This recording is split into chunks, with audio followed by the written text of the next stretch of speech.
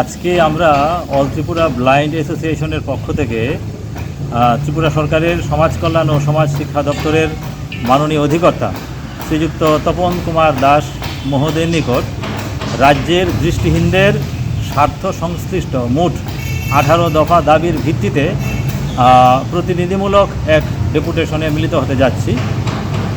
এই দাবিগুলি হল বিশেষ নিয়োগ প্রক্রিয়ার মাধ্যমে রাজ্য সরকারের বিভিন্ন দপ্তরে দৃষ্টিহীনদের যে শূন্য পদগুলি রয়েছে সেটা পূরণ করতে হবে, যেটা আগে হতো কিন্তু বেশ কয়েক বছর ধরে সেই যে বিশেষ নিয়োগ প্রক্রিয়া অর্থাৎ স্পেশাল র্যাঙ্ক সেটা হচ্ছে না। তো আমরা আজকে দাবি করব, অনেক দিন ধরেই করে আসছি, আজকে বলবো যে স্পেশাল র্যাঙ্কের মাধ্যমে শূন্য পদগুলি যাতে পূরণ করে।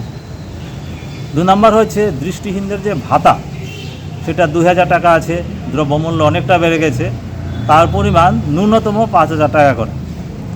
রাজ্যে একটি ব্রেইল প্রেস স্থাপন করা, এখনও দৃষ্টিহীনরা বইয়ের জন্য পশ্চিমবঙ্গের উপর নির্ভর করতে হয় এবং তারা সিলেবাস অনুযায়ী ব্রেইল বই পায় না, পড়াশোনার ক্ষেত্রে অনেকটা সমস্যার সম্মুখীন হতে হয়। যদিও বীরচন্দ্র লাইব্রেরিতে একটা ব্রেইল প্রিন্টার রয়েছে, কিন্তু গত 6-7 বছর ধরে মেশিনটা অকেজো অবস্থায় পড়ে রয়েছে। তো যার কারণে আমরা বই পাচ্ছি না এবং বইয়ের জন্য পশ্চিমবাংলার উপর নির্ভর করতে হয়। তারা কবে বই পাঠানো, তারপর আমরা পড়ব। এখনও বিশেষ করে যারা 9, 10, 11, 12 এমনকি কলেজ বা যারা শিক্ষকতা করেন বিভিন্ন বিদ্যালয়ে দৃষ্টিহীন, তারাও সিলেবাস অনুযায়ী ব্রেল বই পাচ্ছে না। এতে ছাত্রছাত্রীরা যেমন অসুবিধার সম্মুখীন হচ্ছেন, যারা শিক্ষক রয়েছেন তারাও অসুবিধার সম্মুখীন হচ্ছেন। আর হচ্ছে আমাদের যে দৃষ্টিহীন বিদ্যালয়গুলির শিক্ষক স্বল্পতা রয়েছে, বিশেষ করে গ্র্যাজুয়েট টিচার এবং পোস্ট গ্র্যাজুয়েট টিচার।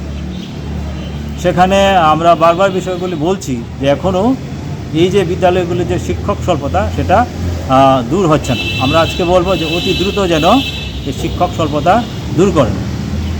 তারপরে হচ্ছে যারা দৃষ্টিহীন কর্মচারী যারা আছেন তাদের একটা বিশেষ ভাতা রয়েছে, যেটা কেন্দ্রীয় সরকারের যারা কর্মচারী আছেন তারা 6000 টাকা পান, আর ত্রিপুরার যারা কর্মচারী তারা 2000 টাকা পান। তো আজকে আমরা বলবো যাতে কেন্দ্রীয় সরকারের যে কর্মচারী আছেন তাদের মতোই যাতে তারা 6000 টাকা ভাতা পেতে পারেন, তার জন্য ব্যবস্থা করা। আরেকটা দাবি হচ্ছে যে 3রা ডিসেম্বর আন্তর্জাতিক প্রতিবন্ধী দিবস। আপনারা হয়তো বা জানেন আগে আমাদের রাজ্যে সেটাকে সরকারি ছুটি হিসাবে ঘোষণা করা হতো। তো গত বেশ কয়েক বছর ধরে সেই ছুটিটাকে তুলে দেওয়া হয়েছে। আজকে আমরা বলবো যে সেই যে বিশ্ব প্রতিবন্ধী দিবস 3রা ডিসেম্বর, সেই দিনটাকে যাতে পুনরায় সরকারি ছুটি হিসাবে ঘোষণা করে। তারপরে দাবি হচ্ছে যারা দৃষ্টিহীন করণিক রয়েছেন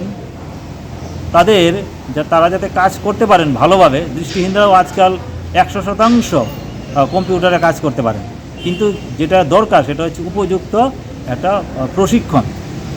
তারা যদি প্রশিক্ষণ পান তারাও কিন্তু অন্য যারা সাধারণ রয়েছেন তাদের মতো কম্পিউটারে কাজ করতে পারেন। তা আমরা বলবো যারা করণিক রয়েছেন তাদেরকে যাতে একটা প্রশিক্ষণের ব্যবস্থা করেন সরকার।